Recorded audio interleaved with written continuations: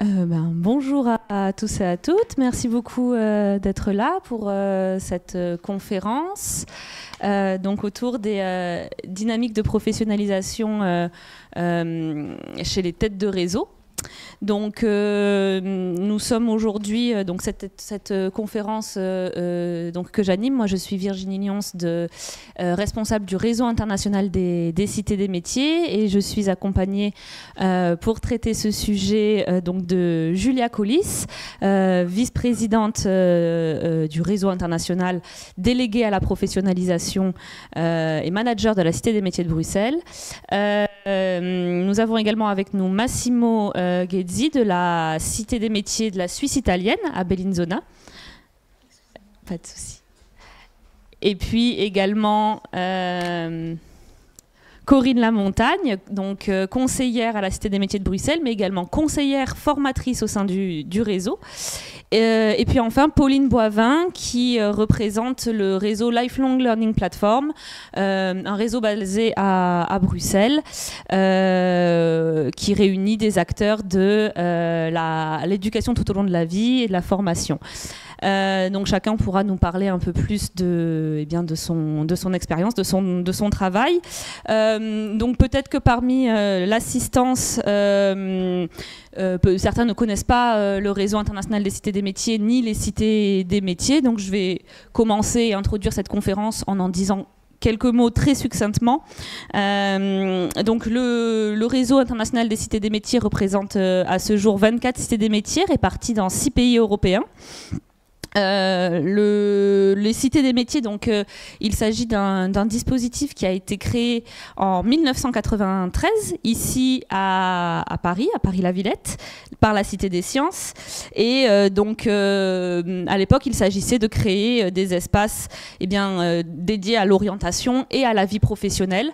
Ces espaces visaient à regrouper en fait la pluralité que constituent les acteurs de l'orientation, de l'insertion professionnelle, de l'évolution professionnelle en un même lieu, mais aussi de mettre à disposition du public un espace de conseil, d'accueil, mais aussi un espace de documentation sur ces thématiques-là.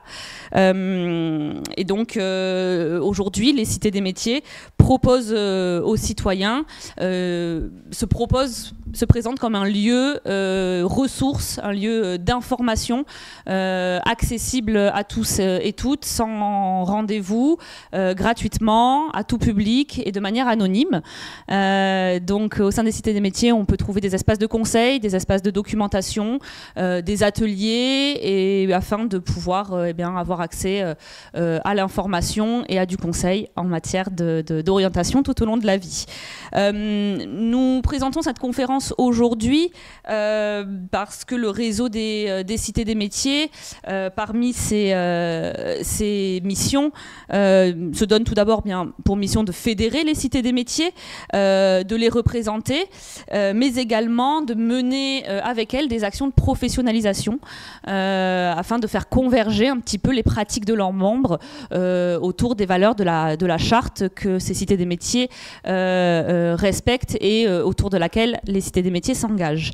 Ces actions de professionnalisation prennent des formes diverses, des espaces de mutualisation, des actions à destination des conseillers en cité des métiers, et également nous avons pu les mener dans le cadre de projets européens où nous avons pu élaborer des contenus qui visent la professionnalisation de nos membres.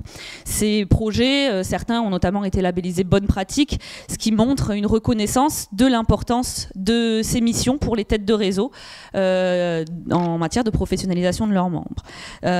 Donc cette conférence a pour volonté un petit peu de prendre du recul sur ces dynamiques de professionnalisation interne, donc avec la présence des représentants des cités des métiers du réseau, mais également porte la volonté de mettre en perspective un petit peu les enjeux qui traversent ces actions de professionnalisation, de montée en compétences.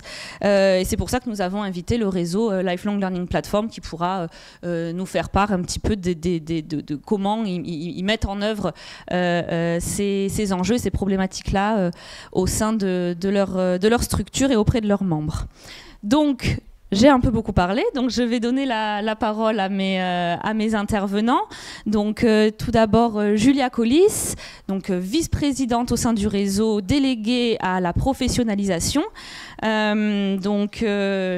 Julia va nous parler un petit peu de son rôle au sein du réseau et également des enjeux, de comment c'est perçu à l'intérieur du réseau. Je t'en prie. Merci Virginie pour cette introduction très, très exhaustive. Je commençais à avoir un peu peur. Je me disais, mais tu vas tout me prendre mon speech, mais j'ai encore des choses à vous raconter. Voilà, alors tout d'abord, je vais vous présenter le processus de certification, de professionnalisation dans le cadre du réseau. Donc c'est à partir de 2014 qu'un groupe de professionnels issus de différentes cités des métiers se sont réunis, pilotés par le CNAM, pour mettre en mots leurs pratiques professionnelles au quotidien, leur pratique enrichie dans le contexte décloisonné et pluridisciplinaire que représente une cité des métiers dans son concept. De ces rencontres a débouché un référentiel de compétences. On a pu en constituer un qui est en fait une relecture des actions, des gestes, des postures professionnelles qui sont traduites en compétences. Et de par ce référentiel, notre premier fil rouge, la professionnalisation, avait pris jour. Alors, qu'est-ce que professionnaliser? Au sens du réseau, j'ose me projeter en disant que c'est un processus d'abord pragmatique. C'est professionnaliser, c'est apprendre de sa propre expérience en mettant en mots, en nommant ce qu'on fait. C'est le terreau propice pour être ensuite dans l'échange de mutualisation, d'enrichir ce terreau qui permet d'apprendre de l'expérience de l'autre. Professionnaliser, c'est aussi procurer de la valeur à ce qu'on fait. C'est le regard qu'on porte sur soi-même en tant que professionnel. C'est ensuite nourrir le sentiment de compétence pour ensuite être réceptif à une certification qui peut nous être octroyée par le regard externe. Professionnaliser, c'est aussi certifier. Voilà, donc c'est ce processus-là qu'on a mené de manière tout à fait pragmatique au sein du réseau. À partir de là, on a modélisé une formation de base destinée aux professionnels aguerris, mais des professionnels de nouvelles cités des métiers. Parce que travailler dans une cité des métiers, je l'ai dit, c'est être dans un format ouvert, c'est dans un format pluridisciplinaire, avec une pratique qui est autre que si on travaille en silo. Professionnaliser, après je me perds dans ce que je voulais dire. Je reviens.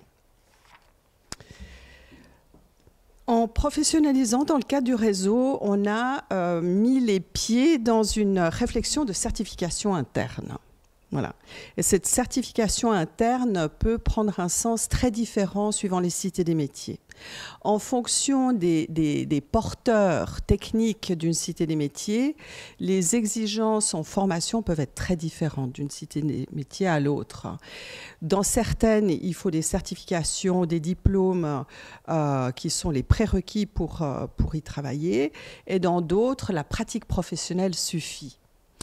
À un moment donné, la certification devient pierre angulaire, forcément, pour asseoir une carrière et pouvoir être autorité compétente, reconnue pour professer dans un cadre professionnel. Ça permet aussi la mobilité professionnelle, bien entendu. La certification interne au réseau est un enjeu qui n'est pas terminé, qui est toujours en phase de construction. On a statué, on a créé différents rôles parmi les formateurs. On a des formateurs, ils sont tous en co-formation. Les formateurs sont d'abord stagiaires. Ensuite, après une observation et une co-animation, ils deviennent formateurs. Ensuite, deviennent formateurs de formateurs. Et la première certification qui a émergé dans le cadre du réseau, c'est le Master Trainer. Je le dis à l'anglaise parce qu'il est rédigé à l'anglaise, mais c'est un master de formation, de formateur.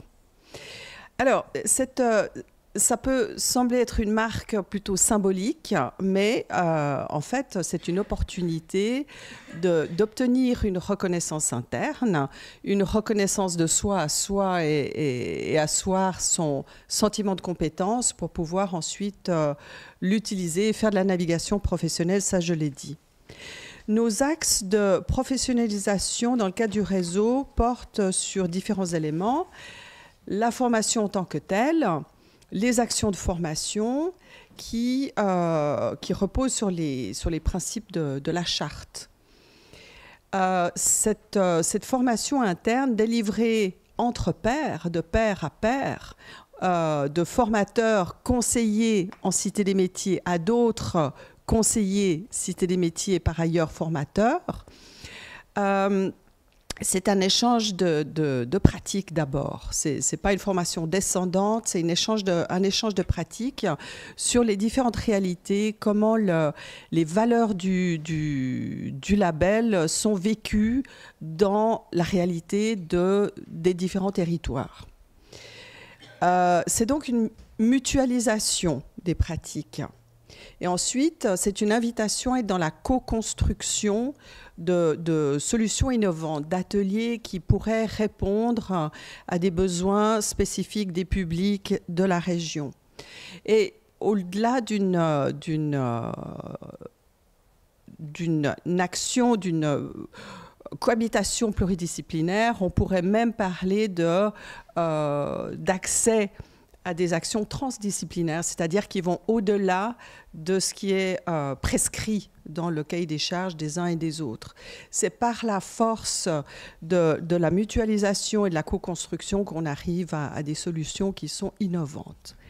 Et ça, le terreau de la Cité des métiers, dans son principe, dans son paradigme, le permet, l'autorise.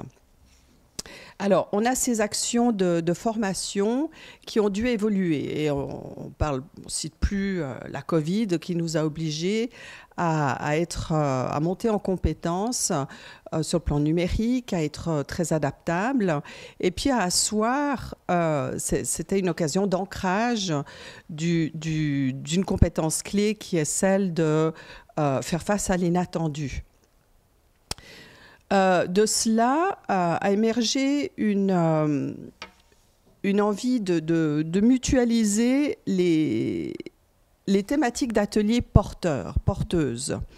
Il y a des cités de métiers qui innovent sur des thématiques d'ateliers qui sont innovantes, qui sont des thématiques phares et qui méritent d'être partagées. Alors, on l'a partagé en se référant à l'expérience du numérique, en créant des webinaires qui s'appellent « Une cité des métiers, un atelier », où des professionnels sont en ligne à raison de 4 fois par an pour justement pratiquer, partager leurs pratiques et ensuite mutualiser les outils d'animation, les outils de présentation qui sont postés ensuite dans une boîte à outils qui est une façon de pérenniser cette mutualisation. Sur les impacts les actions de professionnalisation du réseau, en fait, là, ce sont des premières, des grands livrables qui sont toujours d'actualité.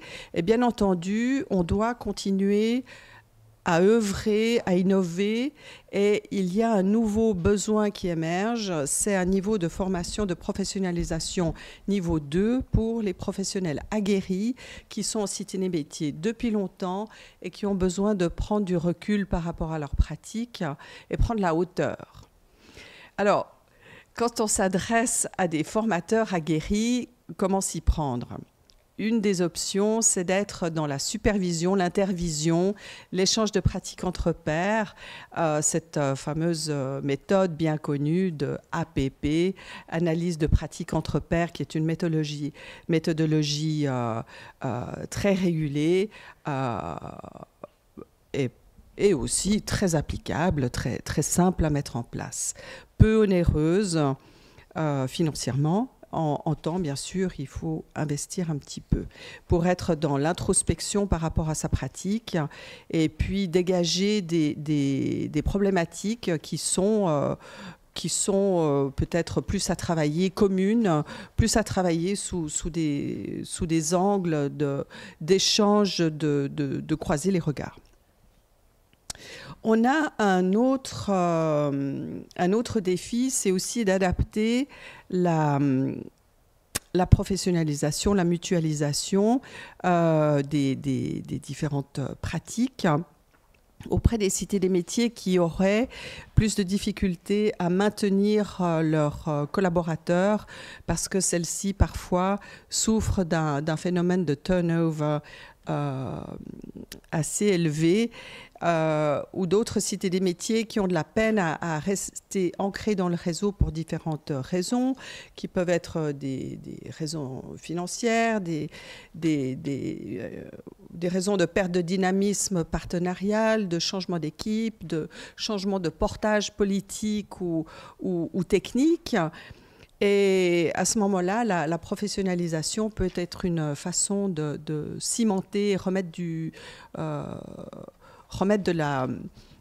cimenter ces cités des métiers qui pourraient être en difficulté. C'est aussi un autre niveau de ciment plus élargi dans le cadre du réseau. Et là, je pense aux centres associés qui sont des formats souvent hybrides, qui ont un certain flou structurel au niveau du label, et puis qui pourraient bénéficier d'une professionnalisation à leur niveau.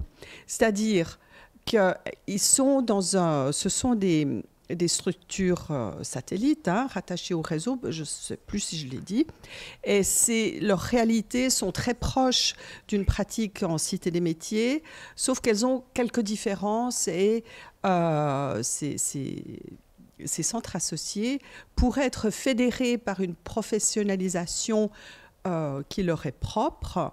Il pourrait y avoir aussi une supervision, une intervision. Il pourrait y avoir aussi de l'analyse de pratiques entre pairs pour ces centres associés qui restent un peu en marge pour certaines et qui méritent de monter en compétences pour devenir elles-mêmes des cités des métiers à part entière.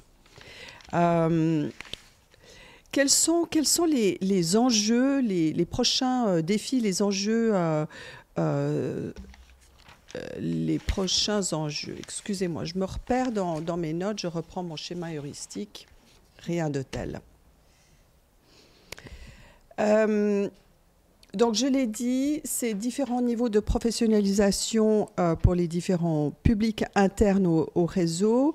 Il y a aussi un enjeu de poursuivre le chantier de la certification interne.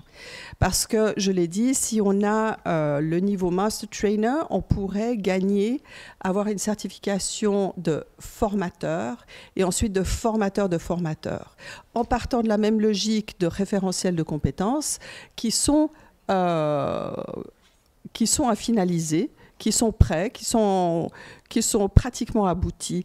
Donc le chantier est tout à fait réaliste et réalisable. Voilà, j'aurais beaucoup de choses à dire. Je pense que le temps imparti est écoulé.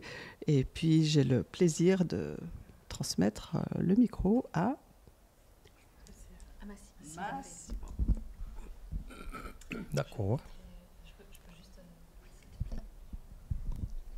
Merci beaucoup, Julia. Juste pour te passer la parole, Massimo. Massimo, donc, qui est manager de la Cité des métiers de la Suisse italienne. Nous l'avons convié parce que ça nous paraissait intéressant d'avoir son retour d'expérience.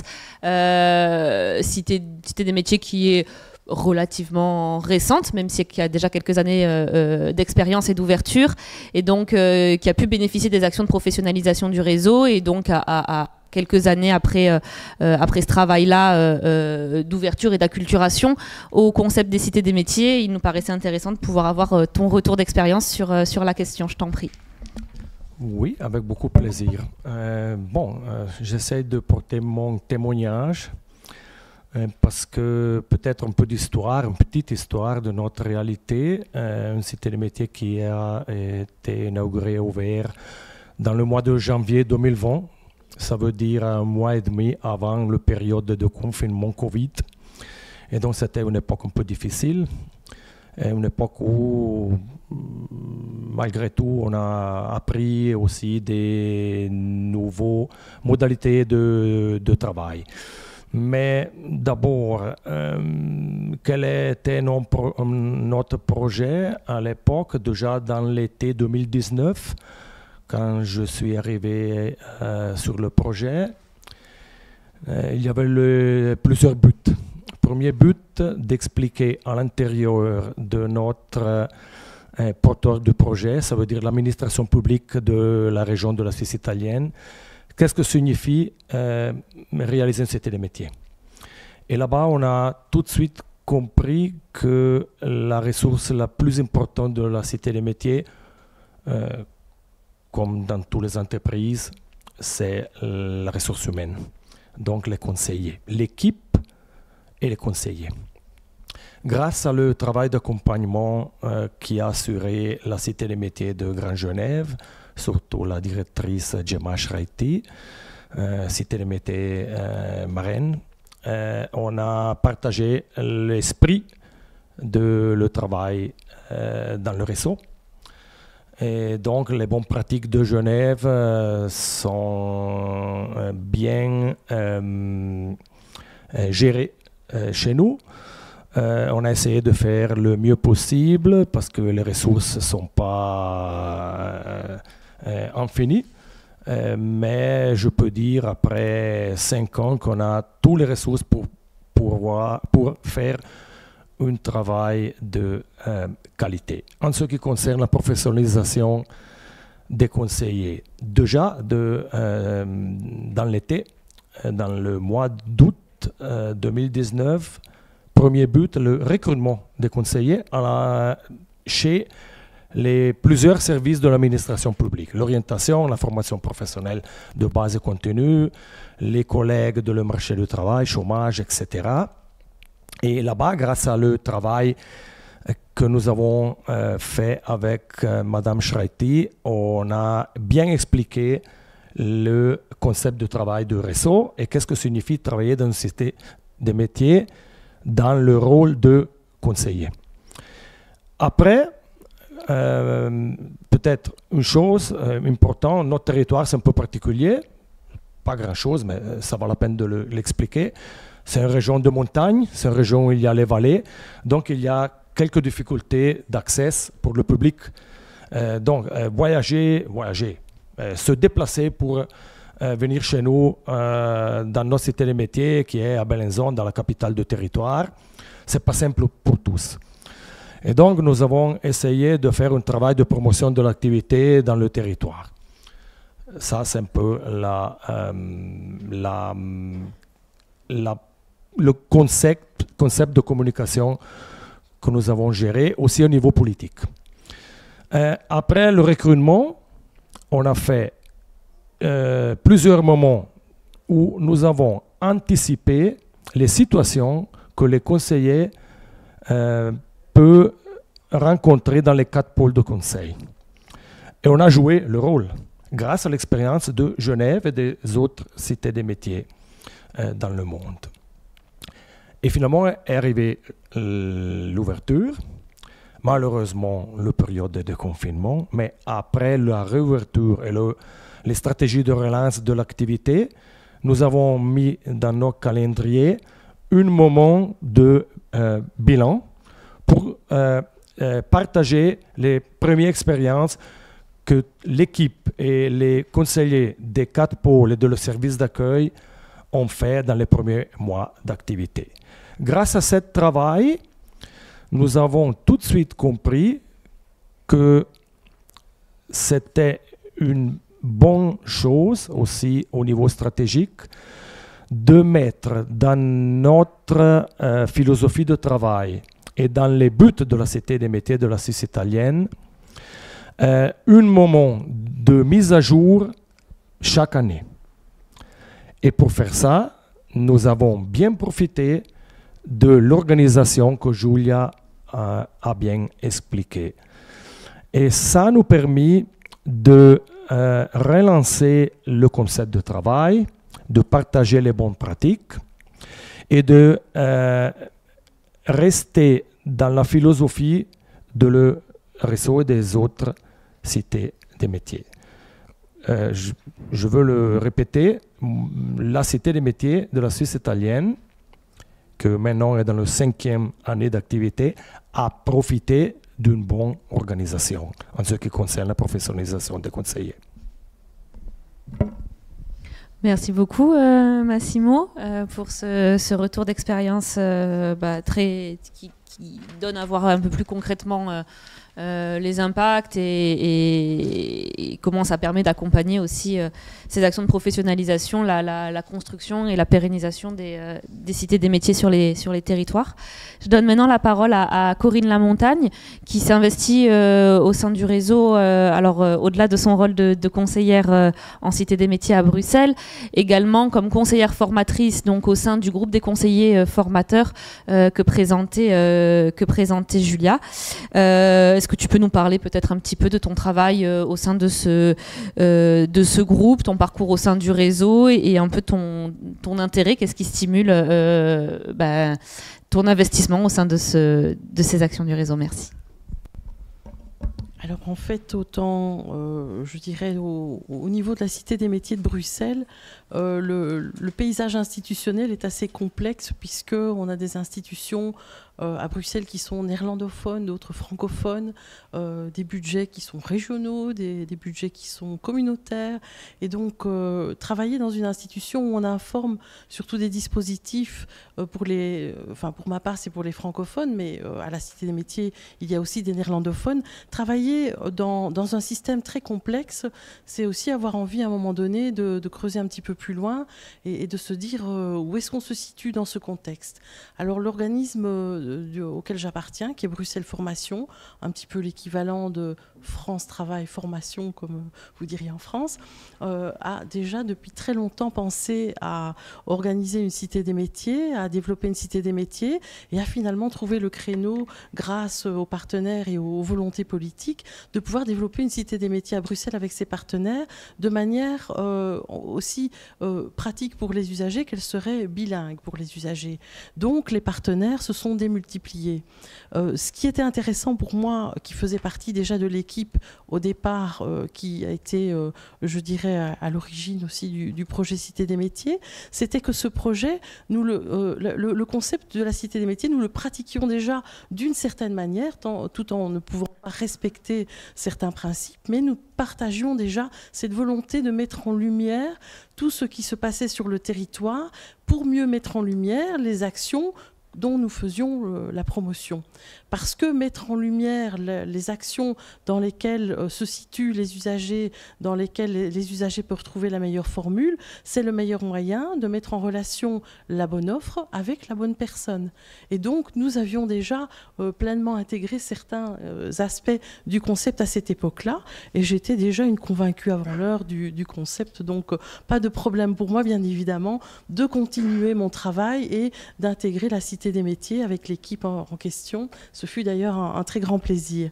Au niveau de la pratique du conseil en Cité des métiers, alors c'est un concept qui est assez facile, je dirais, à pratiquer quoique, quand on vient d'une institution qui a déjà une culture, on arrive à la Cité des métiers et on se dit, ma foi, je vais devoir adopter une autre culture. Alors, les services gratuits, ma foi, ok, c'est assez facile. Les services tout publics, là, ça devient peut-être un petit peu plus compliqué parce qu'on avait l'habitude d'être en interaction avec certains types de publics et tout à coup, on va recevoir d'autres publics, mais comment est-ce qu'on va pouvoir s'en sortir? Qu'est-ce qu'on va bien pouvoir leur raconter? Et puis, sans rendez-vous, sans rendez-vous, avec rendez-vous, tout est une question de gestion des flux. Et là, je dirais qu'au niveau de la Cité des métiers de Bruxelles, il y a des choses qui ont été mises en place qui sont assez remarquables pour gérer les flux parce que nous recevons énormément de personnes par an. Et puis, il y a d'autres aspects au niveau du conseil qui sont l'anonymat, la neutralité du conseiller, le travail avec d'autres partenaires. Mais comment on va mettre ça en pratique? Et en fait, je dirais que c'est plonger dans la réalité de terrain, que progressivement, on en arrive à converger tout en gardant ses particularités, parce que ce sont des expertises, mais à converger vers une manière de conseiller où l'on fait appel justement aux partenaires. Et on se rend compte qu'en connaissant mieux les partenaires et leur offre de services, on peut beaucoup mieux mettre en lumière ses propres expertises et savoir où elles se situent dans ce paysage par rapport aux autres et le lien qui est fait avec les expertises des partenaires. Et ça, c'est une richesse parce que si nous, on le comprend, on va bien évidemment pouvoir beaucoup mieux l'expliquer aux personnes qui, elles, comprennent parfois très mal le paysage institutionnel qui est parfois bien compliqué à comprendre, il faut l'avouer. Alors déjà, en partant de cette expérience, j'ai pu travailler donc dans la Cité des métiers en tant que conseillère et me confronter à la culture des autres, au questionnement des autres conseillers aussi, qui comme moi découvraient le conseil en Cité des métiers, à une manière de formuler ou d'expliquer les choses, ou une manière d'accueillir déjà en toute neutralité, en anonymat ou en respectant l'anonymat de la personne. On a pu je dirais, un petit peu se casser les dents parfois et puis se trouver ses marques par rapport à ces éléments du concept et les pratiquer, de finalement en comprendre le sens pleinement et les pratiquer pour une chose qui est primordiale, c'est pour répondre aux besoins de l'usager, puisque l'usager est au centre de la Cité des métiers. Ses besoins sont au centre de la Cité des métiers. Alors ensuite, quand j'ai pu, je dirais, m'aguerrir au concept, il était évident qu'étant convaincue moi-même du concept, j'avais vraiment un grand plaisir, quand on me l'a proposé, à pouvoir intégrer l'équipe de formateurs du réseau. L'équipe de formateurs du réseau m'a apporté quelque chose en plus, qui est que, toutes différentes, les cités des métiers, eh bien oui, parce que quelque part, on a un même concept, mais que l'on va déployer en fonction de la culture du pays ou du territoire, en fonction d'une manière de formuler ou d'expliquer les offres de services, en matière de méthodes de développement peut-être d'outils ou d'ateliers ou d'événements qui vont capter peut-être certains publics un peu mieux. Et donc tout cela amène à des partages. Alors déjà la formation du réseau et le fait je dirais, de faire partie de l'équipe de formateurs, je ne me considère pas comme formatrice, mais je me considère comme quelqu'un qui va échanger avec ses pairs, parce que les personnes qui viennent en formation dans le réseau sont des personnes qui ont déjà par ailleurs une expertise de conseiller et puis qui viennent rejoindre le réseau et qui viennent pour la plus-value, justement, dans la formation, la plus-value, comment je vais pratiquer ce que je connais déjà, mais en m'enrichissant des éléments du réseau qui vont me permettre de pratiquer avec des nuances. Et donc, moi, c'était tout un plaisir de pouvoir intégrer ce réseau de formateurs, parce que, justement, en s'enrichissant ou en aidant les autres, en transmettant aux autres des éléments qui vont leur permettre de s'enrichir, je m'enrichis bien évidemment aussi. Ça n'était pas égoïste, non, je ne suis pas rentrée vers les formateurs, dans le groupe de formateurs pour m'enrichir moi toute seule. Je suis bien évidemment entrée dans le groupe de formateurs pour partager, parce que ça, c'est une réelle richesse que présente le réseau, c'est que l'on peut partager. Tout comme quand on crée une cité des métiers, on peut partager avec ceux qui ont déjà créé la cité des métiers et être parrainés ou marrainés. Tout, bien évidemment, les conseillers, eux, peuvent s'épauler entre pairs en organisant justement la formation et aussi en organisant de temps en temps des partages de bonnes pratiques, comme avec la boîte à outils dont la partie, je dirais, outils va être alimentée incessamment sous peu. Et donc, c'est un plaisir de faire du lien. Alors, je dirais aussi qu'en Cité des métiers, conseiller, c'est faire du lien humain. Faire du lien humain, c'est primordial. C'est vraiment la personne qui est au centre du dispositif. Et quand nous avons dû faire face à la Covid et que nous avons, je dirais, ma collègue et moi, été plongés, je dirais, dans la réalité qui était, nous ne pouvions pas nous déplacer, ou du moins moi, et donc nous devions agir l'une en présentiel, l'autre à distance, eh bien nous avons pu aussi être plongés dans un nouveau monde qui est celui des outils numériques et pouvoir bénéficier justement d'un test ensemble que nous avons bien relevé d'ailleurs avec la Suisse italienne qui est présente puisque nous sommes tous les trois présents aujourd'hui pour en témoigner. Nous avons en fait donné une formation hybride.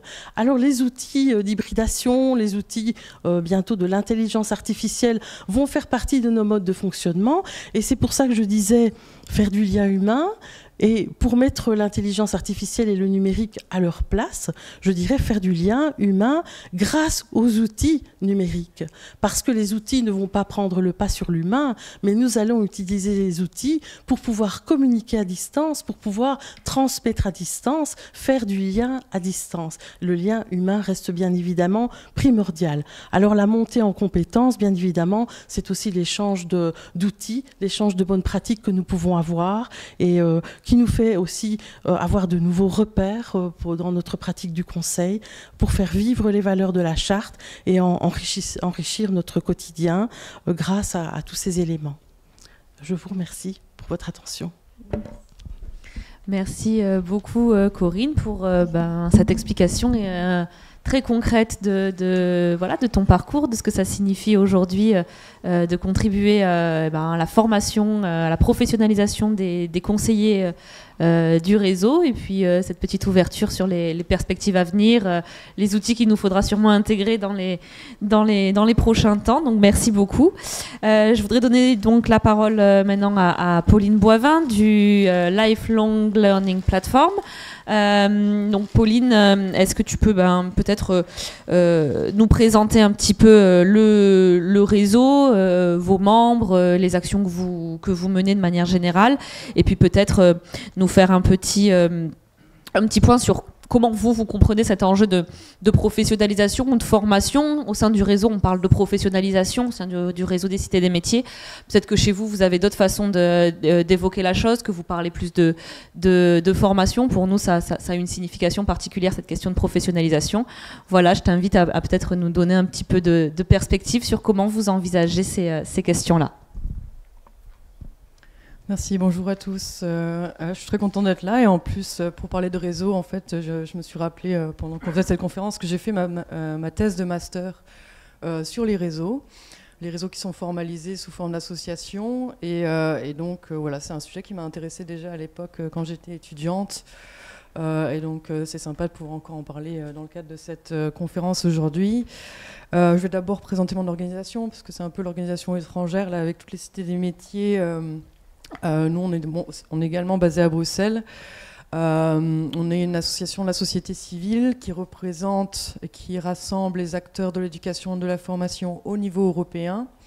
Donc on représente à la fois ces acteurs, ces parties prenantes, mais également les apprenants, les citoyens. Et on est un peu la supra-tête de réseau, puisque finalement tous nos membres sont des réseaux et sont des réseaux européens. Donc on est une organisation aussi appelée Ombrelle. On a 44 membres de réseau, dont le réseau international de Cité des métiers, c'est dans ce cadre qu'on a été invité, et qui ont eux-mêmes, des membres au niveau national, local, et ça peut être des entités, ça peut être encore des associations nationales, etc. Donc c'est vraiment on est un peu la tête suprême du réseau, on va dire. Qui sont nos membres? Bon, c'est des associations, pareil, ou des fondations. Ça peut être aussi, on est un membre, c'est une coopérative. Donc c'est assez diversifié. C'est des réseaux d'écoles, c'est des réseaux d'universités, c'est des réseaux d'étudiants, d'associations de parents. Voilà, c'est assez large l'enseignement professionnel. Donc vraiment des acteurs très diversifiés. Mais là, je peux parler un peu des formations que l'on donne à nos membres, puisque finalement, les métiers que l'on trouve dans ces associations et dans toutes les associations qui sont des réseaux sont assez similaires. On trouve les métiers de la communication, les gens qui sont responsables de la communication, de la direction. On trouve des gestionnaires de projets, beaucoup, parce qu'on travaille au niveau européen notamment, donc on bénéficie beaucoup de financements européens. Qu'est-ce qu'on a encore? Les gens qui suivent les politiques européennes. Et nous, c'est aussi un gros aspect de notre travail, c'est qu'on suit les politiques européennes en matière d'éducation. Et du secrétariat, etc. Donc voilà, c'est assez, finalement, même si nos membres sont dans des secteurs, représentent des acteurs un peu diversifiés, ils ont quand même des métiers assez similaires. Qu'est-ce qu'on fait? La Lifelong Learning Platform, la plateforme de l'apprentissage tout au long de la vie. On fait pour partie, donc on suit les politiques européennes et on réagit aux politiques européennes. On essaie d'influencer ces politiques européennes en matière d'éducation pour qu'elles s'améliorent. Voilà, pour que ce soit de meilleure qualité, plus innovante, plus inclusive, etc. Ça, c'est une partie de notre travail. Et pour autre partie, on a beaucoup de projets et aussi des campagnes de communication, par exemple pour les élections européennes actuellement. Et moi, je suis un peu hybride dans mon travail, donc je travaille à la fois dans le suivi des politiques, sur certaines thématiques comme les compétences, la valorisation des compétences, mais aussi sur la gestion de projets européens. Et je vais donner quelques exemples en termes de formation. On a beaucoup de projets européens, Erasmus+, notamment. Et puis on promeut aussi l'apprentissage tout au long de la vie, on favorise la coopération cross-sectorielle pour, comme l'expression assez courante le dit, casser les silos. Voilà. Et l'enjeu de développement organisationnel, puisqu'on est une association qui a été créée à la base par, je crois, 3 ou 4 membres de notre réseau, on est vraiment au service de nos membres. Donc l'enjeu de développement organisationnel est vraiment un enjeu très important pour nous. C'est l'un de nos enjeux phares dans notre stratégie triannuelle. Alors je vais parler un peu d'exemples assez concrets de formation que l'on donne pour nos membres, en partant peut-être du plus formel, entre guillemets, donc on va peut-être parler de formation, même si nous on a vraiment une vision de l'apprentissage qui est très très très large. C'est-à-dire qu'on apprend partout dans cette conférence, on apprend, je l'espère, en tout cas vous apprenez, en écoutant les intervenants, on apprend, etc., en parlant à nos amis, à la famille, en regardant des vidéos YouTube, on apprend, voilà, on a une vision très très large de l'apprentissage. Donc je vais commencer plutôt par ce qui est plus formel, c'est-à-dire plus structuré, avec des, je sais pas, des acquis, des objectifs d'apprentissage, etc., des compétences que l'on souhaite développer, en allant vers le plus informel et donnant, enfin voilà, on a beaucoup d'exemples informels. En termes de formation plus formelle, du coup, on a en début d'année, on va donner un questionnaire à nos membres avec une liste de sujets sur lesquels on estime qu'ils ont un intérêt à se former en termes de communication, par exemple de gestion de projet, ça revient beaucoup. On a aussi proposé une formation en termes de stratégie organisationnelle. Je pense que ça avait été suggéré par nos membres. Et donc on a ce questionnaire et puis voilà, nous on se dit pas on va identifier les besoins de nos membres juste comme ça à la louche. On leur pose le questionnaire, on voit là où il y a le plus de demandes et on leur propose une formation. On a parlé du Covid, la période Covid, on avait fait une facilitation de réunions en ligne ou d'événements en ligne, on avait proposé ça, voilà, il y avait pas mal de demandes sur le sujet, quel outil utiliser, les outils comme de participation de l'audience, Mentimeter, Slido, tout ça, et d'autres outils. Et en termes de profil, ça va on a beaucoup, surtout des stagiaires qui sont formés par nos actions de formation, mais par exemple pour tout ce qui était stratégie organisationnelle, ça allait plutôt être des managers qui se sont inscrits, puis on demandait aussi un certain niveau d'expérience et de connaissance de leur organisation pour y participer. Et on a à peu près 2 formations par an qui sont mises en place de cette manière. Ça va de 2 heures à une demi-journée, voire une journée en général. À la fois en ligne et en présentiel, ça dépend du formateur. Voilà, voilà, après, il a été proposé par notre comité directeur plus récemment de dire, en fait, nos membres peuvent être formateurs aussi, hein, c'est la formation entre pairs dont vous avez un peu parlé aussi précédemment. On s'est dit, il y a des connaissances, il y a des compétences parmi nos membres, pourquoi pas, moi, voilà, j'avoue qu'on a posé la question, est-ce que vous voulez organiser une formation? Ça ne s'attendait pas forcément à des réponses, beaucoup de suggestions, mais finalement ça a été fait, que ce soit qu'on les rémunère ou pas, mais ils ont proposé une formation notamment sur les méthodes de recherche.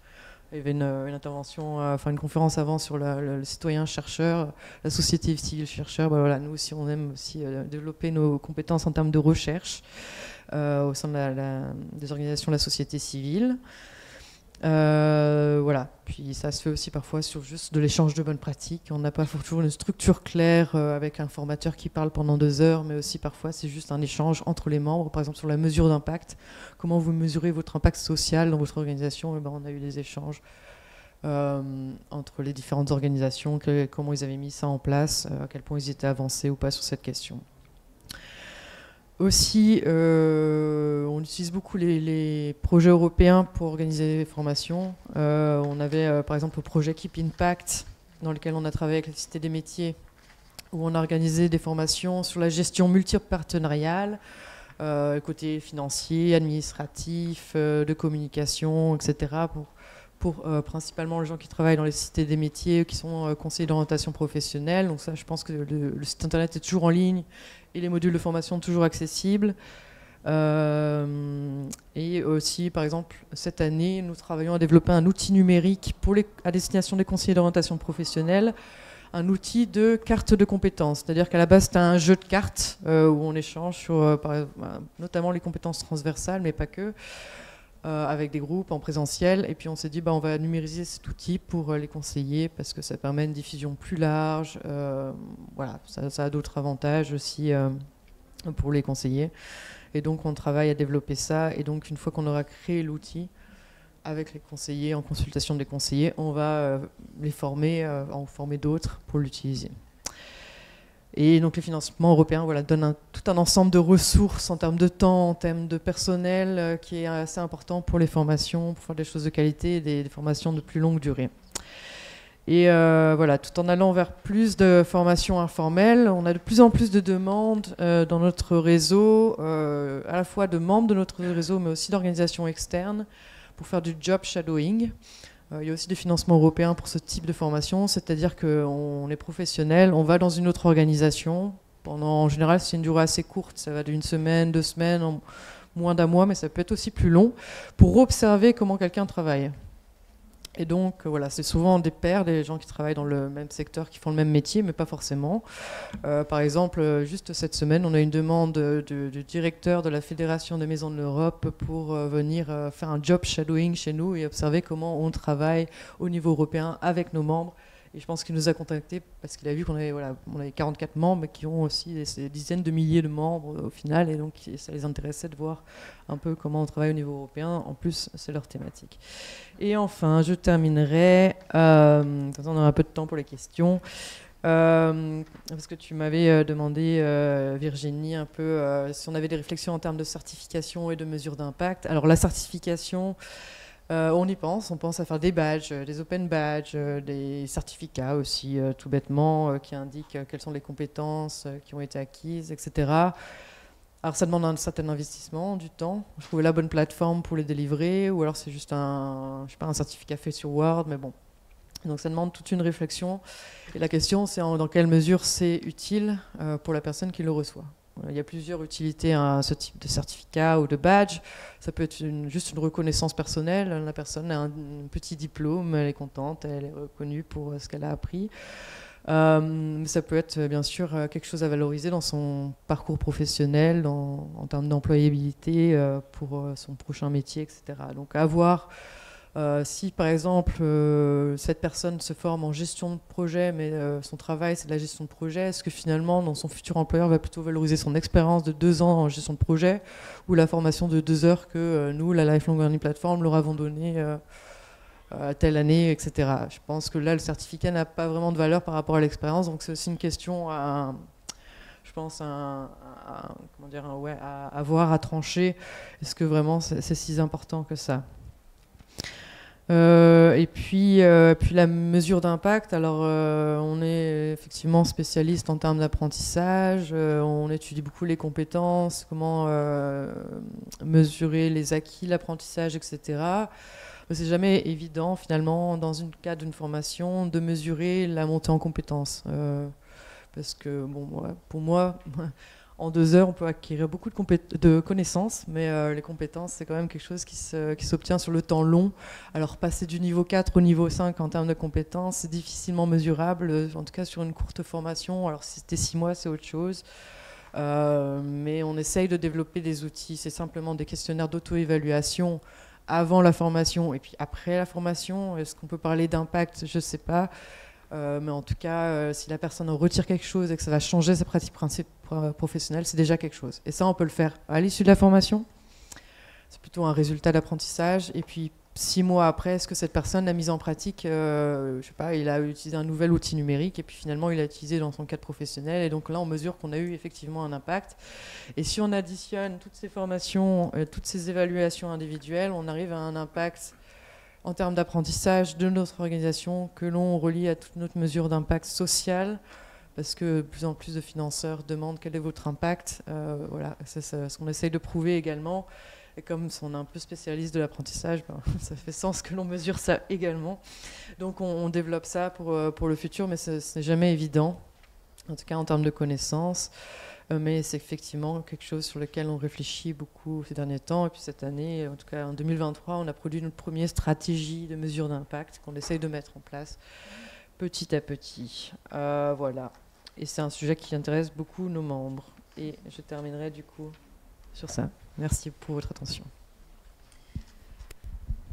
Merci beaucoup Pauline pour tous ces éléments que je trouve très intéressants. Alors sur la question de la mesure d'impact, le réseau également a été intéressé sur à se positionner sur ces questions-là, sur comment on est alors nombreux aussi, et puis on converge quand même vers des enjeux assez communs en termes de cité des métiers. Donc mesurer notre impact, c'est quelque chose qui fait partie aussi de notre stratégie sur du moyen long terme. Donc il est 16h53, je ne sais pas si on a encore du temps Non, c'est fini. Très bien. Bon, on clôturera alors peut-être sur ça. Je vous remercie. Je voudrais remercier les intervenants d'avoir accepté de contribuer à cette conférence. Merci énormément pour vos contributions qui étaient très éclairantes, qui nous ont permis de prendre de la hauteur sur notre pratique en tant que réseau, mais aussi de nous ouvrir un petit peu à d'autres formes. C'est tout part en live. À d'autres manières de procéder et d'autres formes d'organisation en matière de réseau. Donc merci beaucoup. Et puis merci également à celles et ceux qui nous ont écoutés et qui étaient là à cette conférence. Merci enfin aux organisateurs du Printemps des compétences.